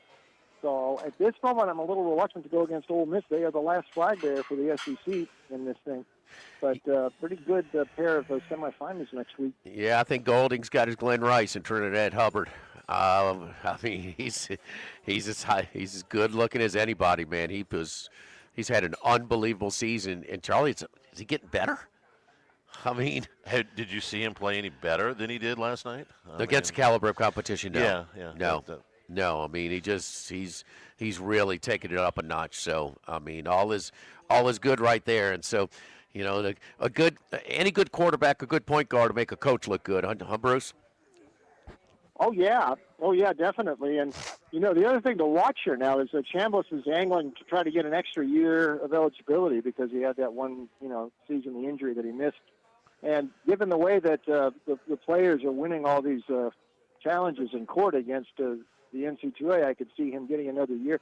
And then, we'll see if he's going to stick at Ole Miss next year if he gets that other year. So that's the other thing, the new thing we watch in college football now, how the portal works, and with an extra little dash of uncertainty there with Chambliss for next season. That'll be interesting to watch in the next few weeks. Yes, indeed. Brucey, anything else in the NFL that you see this weekend? Yeah, now this is interesting, Jimmy, because this is sort of like a preseason week. Right, and they have a lot of backup quarterbacks in there. The curveball is a lot of these teams will start their first stringer, the first or second series of the game, then they'll go to the backup. Buffalo is one of those. Josh Allen is apparently going to start this game, and that means Trubisky most of the way. But there's another reason I like the Bills this week. One, first of all, they're wearing their old throwback uniforms from the 90s with the red helmets and all that because they want to recall those AFC championships. Because it's the last game at what they now call Highmark Stadium, which opened in '73. They're probably not going to host a playoff game. This is it. They're making a huge deal of it up there. They're shoveling snow. Since 1973, that was OJ's record-breaking 2,003-yard year. They have been home there, so it'll be very emotional. But the other way, the Jets just completed maybe the worst December in NFL history. No team has had a point differential that bad in December, minus 107 in NFL history. They have lost every game by at least 23. Maybe Aaron Glenn should call Joe Namath up to play quarterback. I don't know. They don't have anybody. Brady Cook ain't doing it, and that's the only thing they've got left. This team is so bad, I can't believe the number just because we think Buffalo's going to sit some starters. No, the backups are going to play hard, and Trubisky will get his chance. I'll go with Buffalo, a pretty big deal. And I will go with the Saints, too, because, it's a sort of artificial motivation for Atlanta in case they need to win. I think they may have peaked last week. That was a hard game to come back from, winning so emotionally against the Rams. The Saints are playing extremely, extremely well here, and I think Schuff will wrap up the Rookie of the Year if he can win one more, and he's won, 4 straight down the stretch. I'm going to take the Saints. They're kind of a go-with team. Who would have thought that? But they certainly are as we end the season. Those Jets, they can't even tank properly because they did the big sell-off at the trade deadline, but they're not in line for the number 1 pick in the draft. And I don't know if Dante Moore stays in school, Bruce, if there's another quarterback that's going to go even in the first round, but certainly not in the top 10 that I can see outside of Mendoza, who looks like he's kind of Simpson and Moore do. Simpson and Moore, they would be first-round picks, but they both look like they sound like they're leaning towards going back to school. If they go back to school, I don't know if there's another quarterback in the first round. Bruce, Mendoza seems earmarked for Las Vegas, right? Yeah, Mendoza does, although I think he's making sounds like he's going to come out. And Dunton, where we haven't heard that much yet. Mendoza looks pretty good. Just one other thing. We're talking about these teams sitting quarterbacks this week. Green Bay's going to sit Jordan Love again this week because they don't need him. Malik Willis is going to get starters money in the free agent market. And I think he is ready to explode somewhere. And if you're looking for a quarterback, and even the Raiders are saying, well, we're going to have to draft Mendoza. Maybe you look at Willis. I think he could be very, very good. And that's something, an extra curveball here in the quarterback thing in the NFL. He's improved a lot. There's a couple of guys who are going to be free agents who are going to be pretty much in demand, and Willis is one. Yeah, he really struggled when he first got in there, but with some experience, he has improved a lot. The million-dollar question is, will that level of play translate to a team outside of Green Bay? Has he had enough time with, LaFleur that he's comfortable and he's putting him in positions to succeed? Does that level of play necessarily translate to another team? The Jets and the Steelers, this is what your free agent market looks like. Are you willing to invest those kind of dollars in Malik Willis? Not starter money. And if you're the Jets or the Steelers, who's your starting quarterback next year? You're not in position really to draft one, and this is the free agent Charlie, market. the Jets got a lot to figure out. The first team ever, not just in a month, but ever, had a 4-game stretch where they lost at least by 23 points or more. Ever. 107, you said, Bruce? 107? Bruce? Yeah, minus 107 point differential December. Not too good. Yes, indeed. Bruce, we appreciate it, man. Good luck to you this weekend. We'll talk to you next week.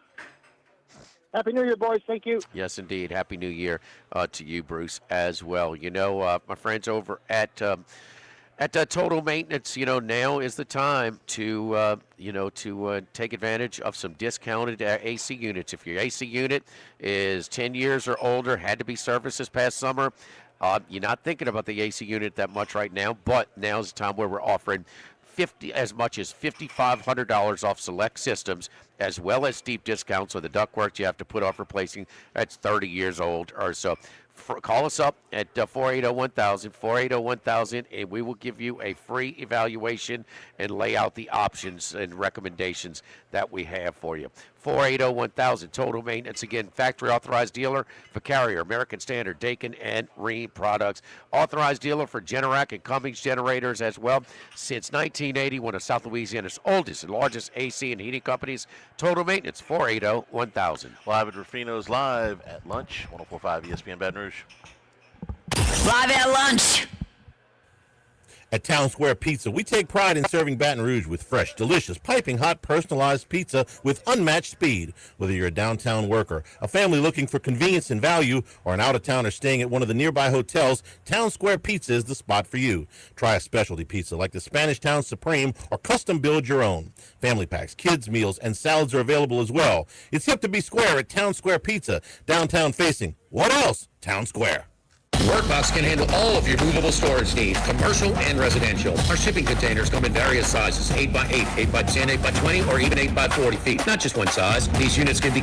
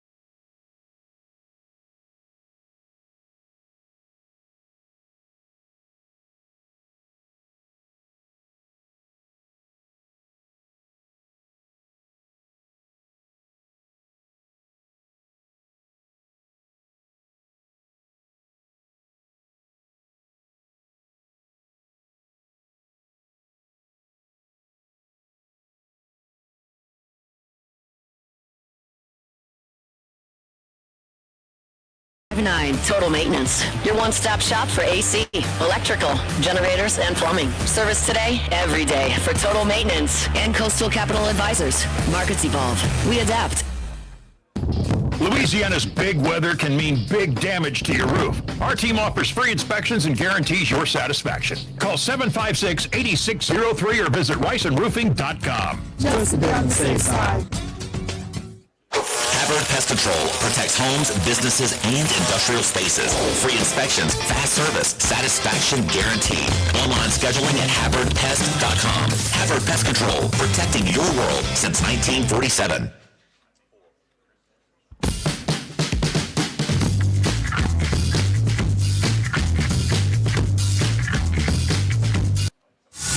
Live at lunch with Odd and Hanny from Ruffino's on Highland Road on 104.5 ESPN, Baton Rouge. Armed Forces Bowl about 5 minutes to go in the first quarter. No score. Rice and Texas State. Unders have been very strong play in this bowl season. They have, although not as much maybe the day before yesterday was I think the one. Yeah, they had a little run. They had a little run. New Year's Eve. And we got Navy and Cincinnati. By the way, Brendan Sorsby is at Texas Tech today, the quarterback for Cincinnati, who's among the hottest names in the transfer portal. He will be leaving Lubbock and coming to Baton Rouge. So we'll see how that plays out. His girlfriend, who is a varsity volleyball player, has already transferred to Texas Tech. If that ends up being from Cincinnati. Factor, yeah, and. Sam Levitt is officially in the portal today, the former Arizona State quarterback who has put no surprise, didn't even go to his banquet. Right, and he has also put a do not contact tag on his entry into the transfer portal, signaling that, well, he's already made up his mind where he's going to go. So we'll monitor that situation too, but there'll be a lot of movement. All the coaches, we told you that in the first hour, went from the Sugar Bowl to Baton Rouge. They are all in the LSU building today. So when they go back to Oxford? That's a good question. I don't know. The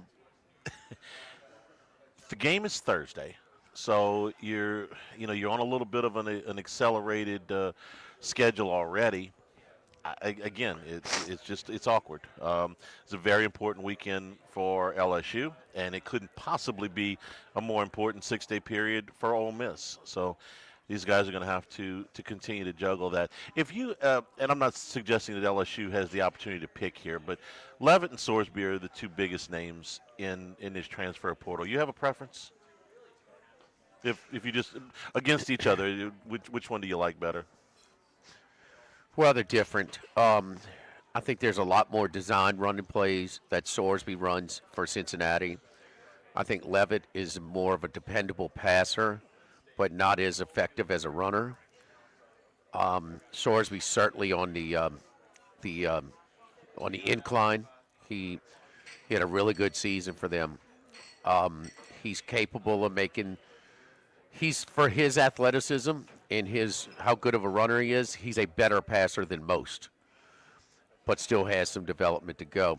But Sorsby, with Levitt, with the foot injury, what you do know is he's going to miss some time in the offseason, working out with the team and working out with his receivers.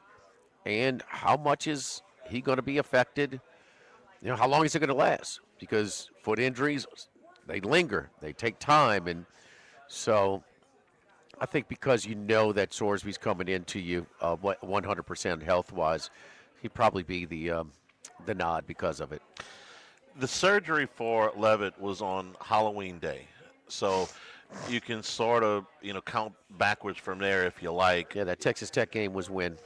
Probably a couple days before, ish, yeah, so somewhere in that area. I mean, he finished that game. That was pretty much his highlight of the season. Was Texas Tech's only loss, and then it was pretty much it. And he really gutted. He really gutted through that. That was Texas on October 18th. Yeah, October 18th. So he had the surgery 12 days later. Yeah. If they were both completely healthy, I think I would favor Levitt. Foot injuries bother me. He's not. He's not. Yeah, and if In particular, this offseason, any offseason, it would concern me, but this one in particular, you know how much install they're going to do in spring? I mean, Lane Kiffin, the story goes, and if it's not true, it's a wonderful urban legend, was that he walked into the building and said, who the hell came up with that game plan against Oklahoma? And if you watched LSU against Oklahoma, it was an incredibly frustrating game to watch because all they did was go sideways. You know they are starting pretty much from scratch. Yeah. And yeah. if your quarterback's not there for all that install, that's a lot of catch up that you got to do. He played in one more August. game after that against Houston on October 25th. So, and that's where he couldn't go anymore. So that was his last game. The Texas Tech game was the one where he did have the most yards passing that day. That's the only 300-yard day he had this year. Yeah. Now, there's one other thing to consider here, and that is the amount of time that they've got left. Levitt's got 2 years of eligibility left, and not taking into account waivers and all that stuff. Sorsby is coming out of his junior year, so he's played 3 full seasons.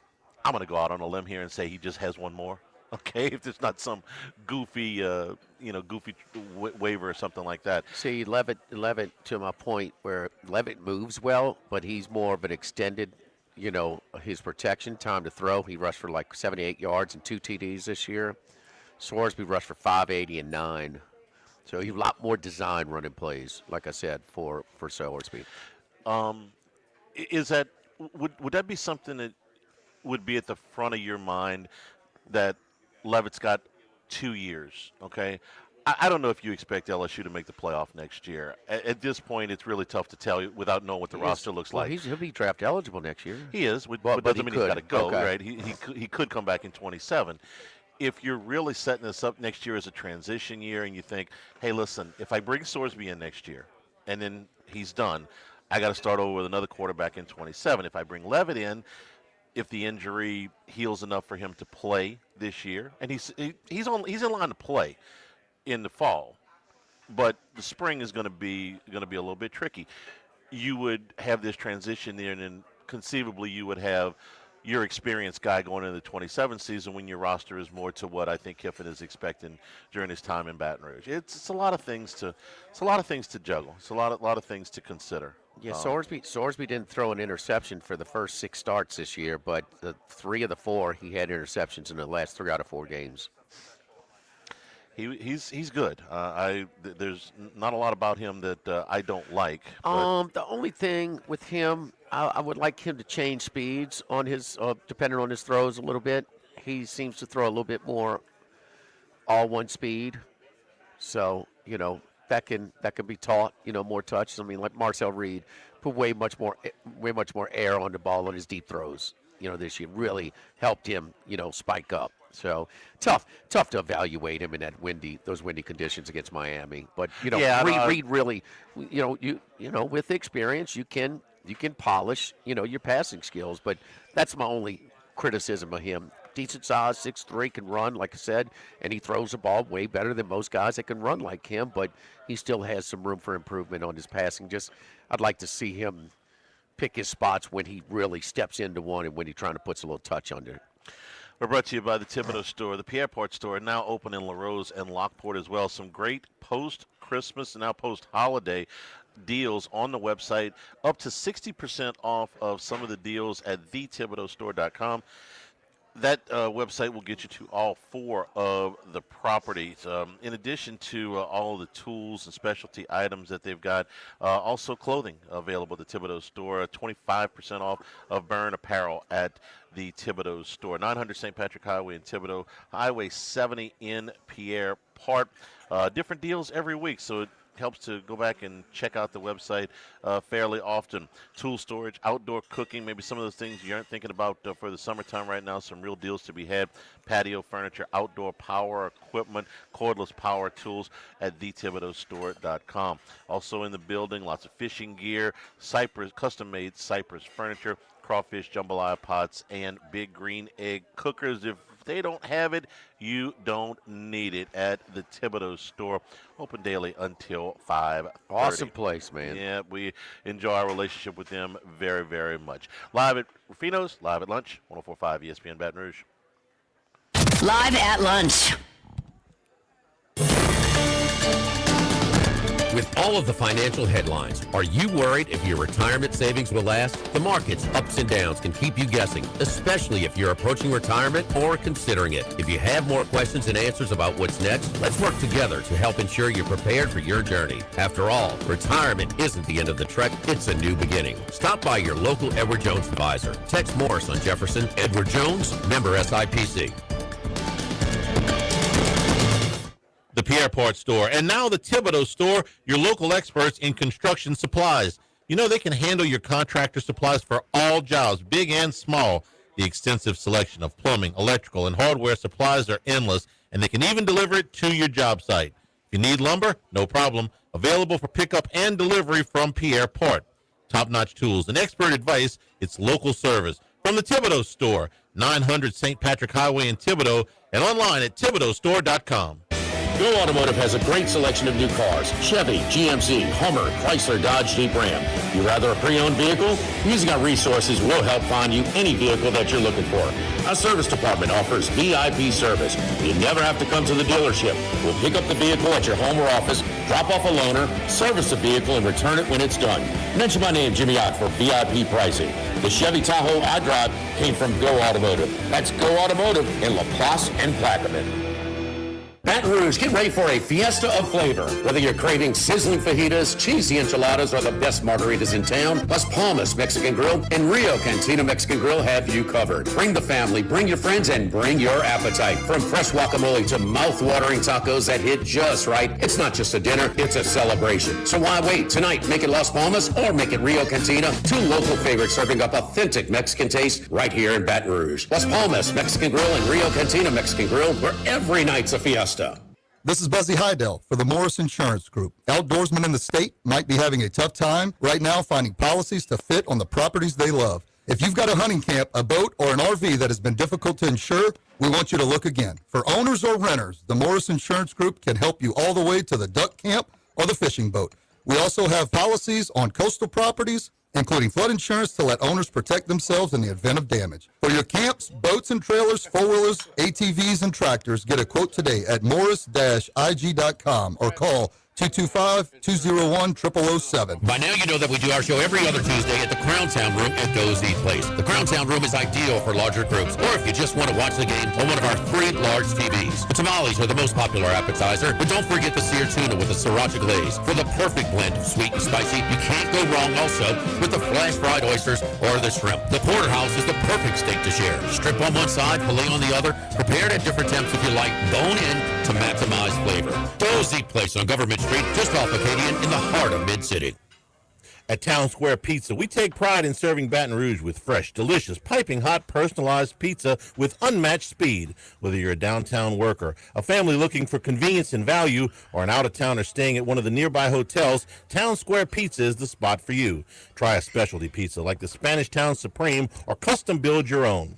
Family packs, kids' meals, and salads are available as well. It's hip to be square at Town Square Pizza, downtown facing. What else? Town Square. Louisiana, you've got a new home for coverage of LSU, the New Orleans Saints, and the Southeastern Conference. LouisianaSports.net. LouisianaSports.net. Feature stories, opinion columns, recruiting updates, in-game reports. And it's all free. No paywalls, no annoying pop-up ads, no recurring subscriptions. Just the content you crave. From the folks that bring you 104.5 ESPN Baton Rouge, it's LouisianaSports.net.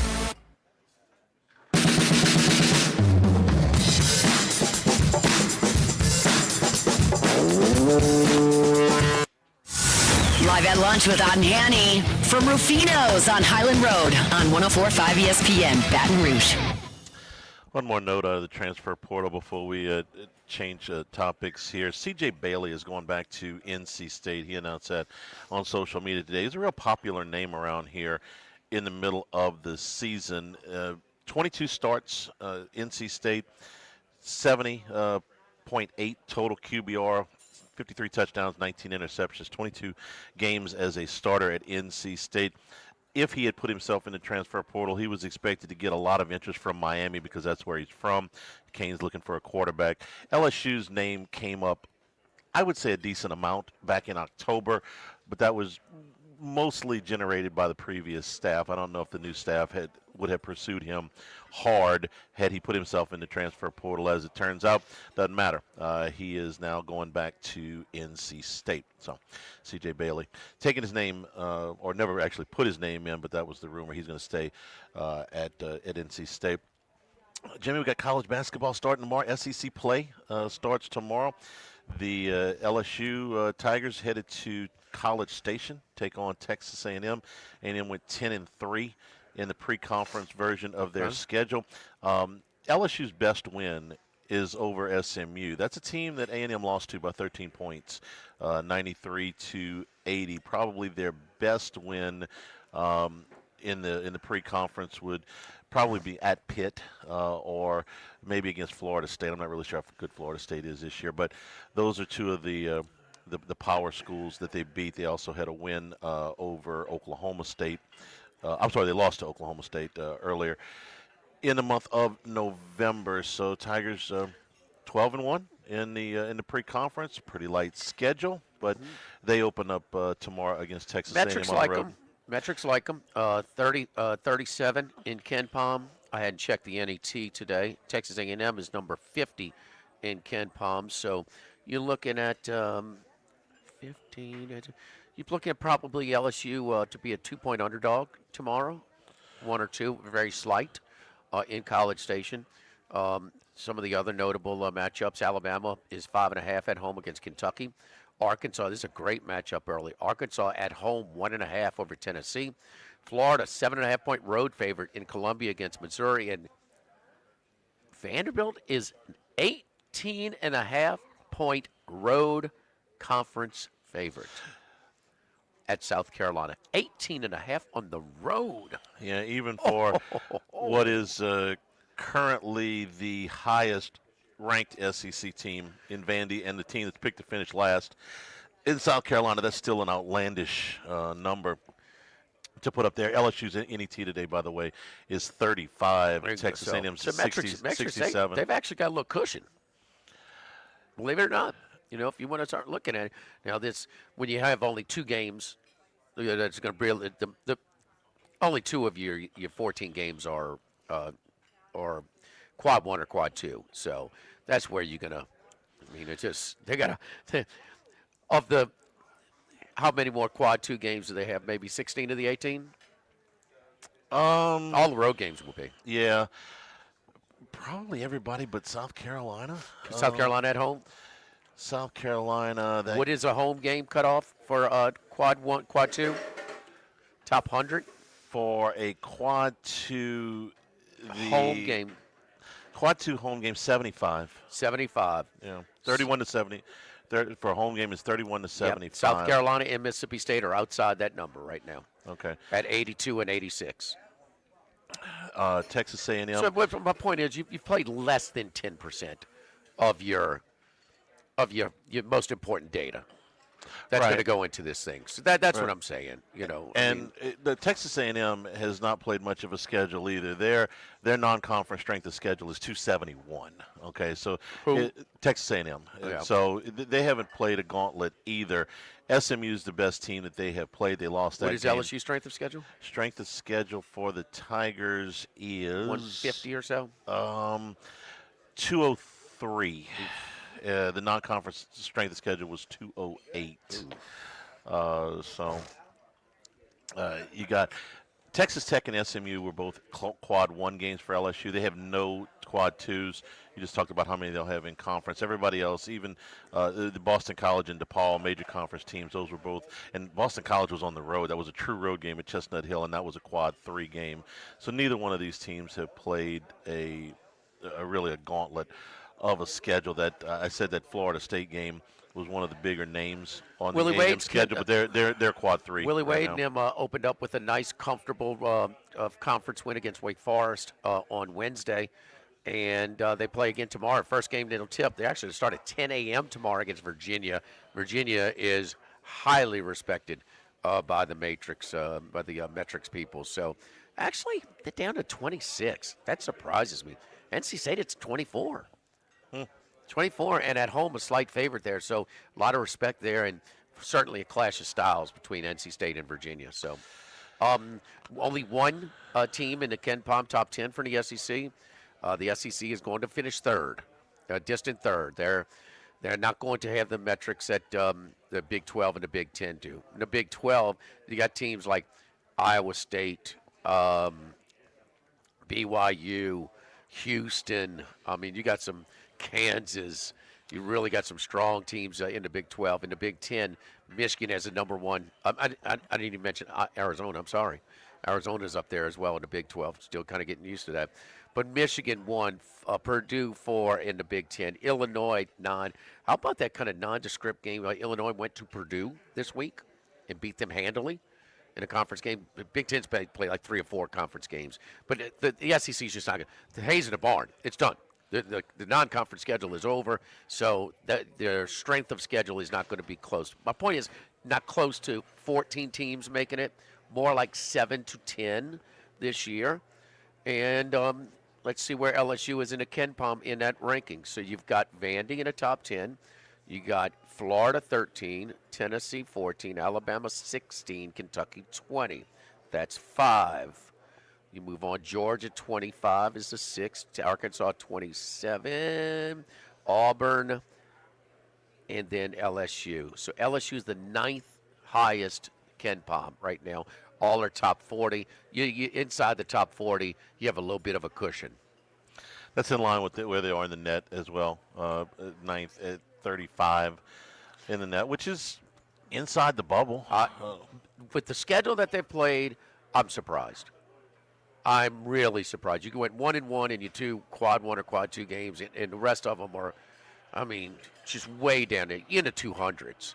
I mean, it's just it's glorified scrimmages. I mean, so I know you avoided some losses. They were down at half to Prairie View recently. There was another one that they kind of struggled with. I forget exactly, but you avoided some bad losses. So because one lost to a quad 3 or quad 4 opponent, and you're going to really drill yourself. But man, somehow, some way, if you'd have given me this schedule and seen you've only been 1-1 against quad 1, everything else is quad 3, I would have said you'd be like in the 50s. I would have been wrong in this projection. Yeah, SMU's net is 28, by the way, and Texas Tech is 20. That's 2 quad 1. SMU's 40 in the Ken Pom. In the Ken Pom. Okay, and we got one matchup tomorrow. But ranked teams. It is in the SEC. the schedule is not so. I don't think 500 is good enough to get in this year. I think, but at 10-8, they're probably going to be in. I mean, there's a lot of factors. There's a lot of games to be played. It's not just your record. But we're trying to simplify this thing. 10-8 is going to be really close. And I think I can't see 9-9 with this schedule. You're talking about LSU, not yes. Okay. Yes. What'd you think we're talking about? 9-9 for a team with in the Southeastern Conference. I mean, what are you projecting their conference record will be? I'm vacillating between 6 and 7 wins. Is Oh, kind really? Of what That bad? what I got in my head. You don't think they're going to be favored more of the games than that, Charlie? I know. I see a lack of shooting on this team. If McKinnon, outside of McKinnon, I don't think they have a reliable He's three-point such a wild shooter. card. You just don't know from game to game. You know, I mean, Thomas is a good player, but with 7 of 8 and you won quad 1 win or quad 2 win was McKinnon. Well, that's not sustainable. And the other thing is, without Jalen Reed, it's a pretty thin bench. So by the time you get a little bit worn down in February, 7 and 11 is kind of what I got in my head. I could be wrong. I hope they're better than that. I think you're wrong. I think they're better than that. I think it's going to be very. I think they're going to be very, very close to the bubble. I think it's going to be 9-9 or 10. I know I have to provide some source of optimism on this show. I tried to tell you that. Yeah. I tried to tell you that with the Saints earlier this year. Max even blue booked it, so I said they're remember going to be how closer to 5 wins than 2. I remember how optimistic you were. but I did say that. I mean, it's still the NFL, and he still had that schedule, Charlie. Yeah. So with all this being done, let's put it in proper perspective. I mean, they hadn't beaten a team with a winning record yet. No, Carolina can end with 1, and that'd be 2. But at this point, but he doesn't have a whole lot he's working with either. The roster's not great, and they were a clear seller. So I can see a path to the playoffs next year if things fall right for New Orleans. That's you found a quarterback that you're ready to move forward with. I'm not ready to say he's going to be a superstar, but I'm ready to move forward with him as a starter that I don't have to address that position. And you drafted a left tackle of the future who had a absolutely rock solid rookie year. And you produced some other players out of this draft, Quincy Riley, Jonas Sanker. There are some young players in there. It's okay. We have to be. The scouting staff hit this one out of the park. They did. Out of the park. If you find a starting, we said this Give last Loomis week. an extension. He's got from what, the lifetime contract that he's got? Thank you. Thank you. Eternity or longer. I was just testing, making sure you're awake. I'm still here. If you just get a starting quarterback in the second round, you have had a successful draft. You had all the other things, and yes, I how good he's going to be, Charlie. But I'll be shocked if he's not a long-term starting quarterback in the league. I'll be shocked. I've seen enough growth through this year. I've seen him take very limited supporting cast and get it done. And I've seen him alternate and show some football IQ early in decisions, when to be aggressive and when to protect. So I mean, he's going to be. He could have a terrible year next year. I just don't see it. I really don't. No, there's. I think he's too much evidence for the contrary. And there's will he be a top 5 or top 15? We don't know. Top 20. But he's your starter. And there's no off-the-field concerns with him. Oh, he's a grown man. And, he's a grown man. Right. And the developmental stage, it seems to be moving along. And the injury stuff seems to be pretty far in his rearview mirror, too. So. I know it's just body language, and we overvalue this sometimes, but he doesn't get super celebratory when something good happens or they give him the game ball. It kind of like – He's taking it in stride. I mean, he's a grown-up. He's a grown-ass man. That's a very good way to put it. Yes. Town Square Pizza downtown. You got people in town for the holidays or coming in for a basketball game, whatever it is, men or the women. They're staying downtown. Town Square Pizza is a great option, man. Go check it out. It's on North Street facing Town Square. You can create your own pizza or get some of the specialty ones that we have. But they put them in these ovens. Go down the line. Yeah, one little onions, one little extra this, one little, hold the mushrooms, whatever it is. Create your own pizza. Take a specialty one, put it in that oven. Those things are, man, like 7 minutes. It comes out piping hot, delicious, generous portions. It's a must-stop. If you're downtown, Town Square Pizza, where else? Town Square. Live at Ruffino's, live at lunch, 104.5 ESPN Baton Rouge. Live at lunch. Since the 1930s, Supreme Rice has delighted their customers for all of your favorite South Louisiana dishes. Whether you like the brown, long grain, medium grain, jasmine, or the new parboiled rice, Supreme Rice makes your favorite dishes even better. They even have a healthy low glycemic rice, a great option for diabetics and those who have high insulin resistance. Ready for the promo? All right, hang on just a second here. All right, no problem. No, Charlie. No, hold on. Yeah, Chris is.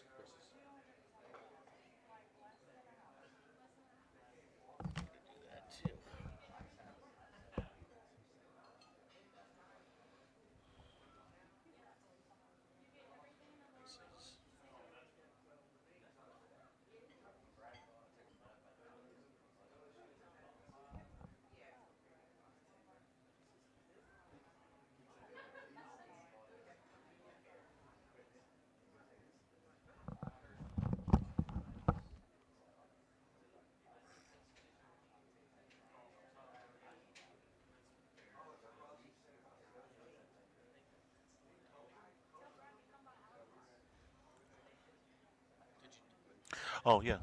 All right, you ready? Yeah, whenever you are.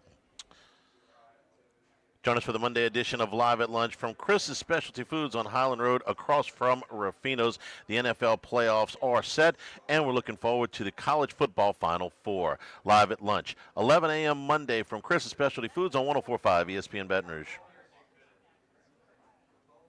Got it. And they can even deliver it to your job site. If you need lumber, no problem. Available for pickup and delivery from Pierre Part. Top-notch tools and expert advice, it's local service. From the Thibodeau Store, 900 St. Patrick Highway in Thibodeau, and online at thibodeaustore.com. This is Charles Hanniger for Home Bank. Grow your nest egg savings with a great CD rate from Home Bank. For a limited time, you can earn 4.25% annual percentage yield, and you get to choose the term. Pick 3, 7, or 11 months and get this excellent return on your savings. The minimum balance is only $2,500. It really is that simple. Stop by any South Louisiana Home Bank location and speak with a local banker today. Good for business. Good for life. Home Bank. Member FDIC. This hour of Live at Lunch with Ott and Hanny is brought to you by Dana Brown at the law offices of O.C. Brown, 343-1111, and ocbrown.com. Roto-Rooter for all your plumbing needs, 925-8710. Supreme Rice, grown, milled, processed in Louisiana since 1936. United Community Bank, the local way to bank big. Tex Morris at Edward Jones Investments on Jefferson Highway, 928-8659. Total Maintenance, your one-stop shop for AC, electrical, generators, and plumbing. Service today, every day for Total Maintenance and Coastal Capital Advisors. Markets evolve. We adapt. Get going and get it done. Get going and get it done. Car wrecks done. Personal injury done. Workers' comp done. Truck wrecks done. Get going and get it done. Get going and get it done.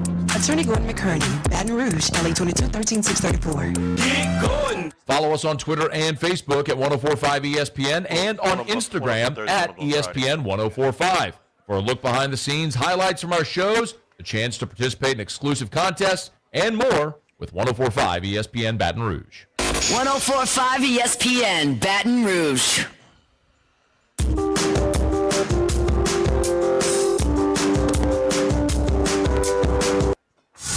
Live at Lunch with Ott and Hanny from Ruffino's on Highland Road on 104.5 ESPN Baton Rouge. We return here at Ruffino's and the transfer portal open. Another quarterback of note, DJ Lagway, leaving Florida. His visit list looks like Baylor, Louisville, Missouri, and Virginia. At least that's the schools that are in the mix for Lagway. Stock dropped pretty good this year, wouldn't you say? I liked him an awful lot going into the season. Some of those interceptions just were, and I know he was hurt all of camp, and that off-season missed time really hampered him, especially at the beginning of the season. But give him a full off season. Yeah, to work with his guys. Give him a fighting chance. Man, they're just destroyed with injuries the past 2 years. So unstable staff, the whole thing. I still think he has that intangible where I think he has some leadership qualities to him. I just think he needs reps and he needs work and he needs an off season. But I wouldn't be surprised if he busts out. Again, if you put him here, Charlie, Kiffin will get him 30? To put up good numbers. Given that list, I would go to Louisville and work with Jeff Brom. The best quarterback coach in that group. He could use some good coaching, but I'm not giving up on him. No. Thanks to our friends here at Ruffino's for being our host today. Seafood martini, seared scallop, surf and turf, and the seared red grouper on your lunch menu today. On Monday, we will be at Chris's Specialty Foods. For Jimmy, for Braxton back in the studio, I'm Charles Hanniger saying thank you and good afternoon. Stay tuned for Hunt Palmer, 104.5 ESPN Baton Rouge. Live at Lunch. You have a good weekend. Thanks, all right, Braxton.